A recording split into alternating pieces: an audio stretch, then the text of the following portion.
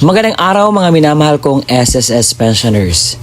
Ngayon po ay mag-update po tayo sa katanungan ng ating kababayan patungkol po sa concern niya na isasali na ba daw ang 13-month pay sa matatanggap na pension increase ngayong June 2026. At yan po ang aking bigyang sagot na sa ngayon po ay mas klaro po sa atin ang balitang ito.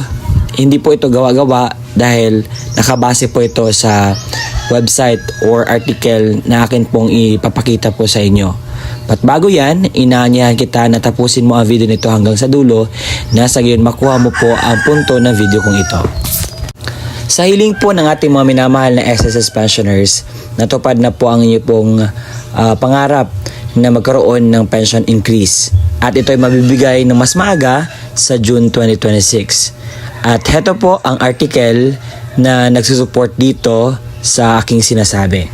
Sabi po dito, maagang implementasyon ng pension increase in support sa mga SSS pensioners. Ina-advance po ang pag-implement ng pension increase naka-schedule na dapat sa September.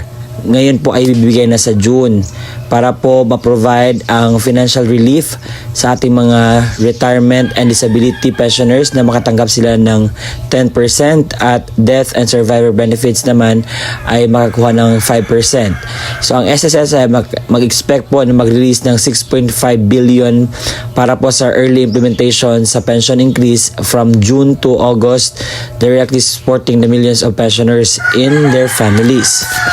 So ito ay pag-fulfill ng mandato sa SSS ay remain committed sa pag-response na kanilang mga miyembro sa mga kinakailangan nila, ensuring the prudent management and long-term sustainability of the Social Security Fund sa present future generation.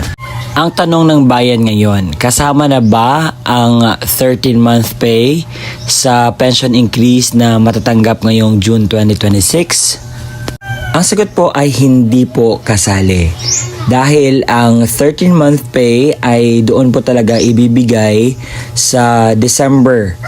Dahil hindi po na-approve ang Easter Emergency Bonus, dahil doon na panukala or panawagan ni Makasait ay maibigay po ng mas maaga ang inyo pong 13-month pay.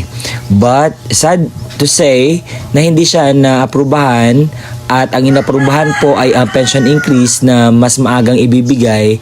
Kaya naman, huwag nyo pong i-expect na mayroong 13-month pay na matatanggap ninyo sa inyo pong pension increase ngayong June 2026. Dahil po ang rason ay pension increase lamang po ang meron sa early implementation, pero ang pension na 13-month pay or dagdag na isang buwan ng pension ninyo makukuha ay hindi po siya available, no?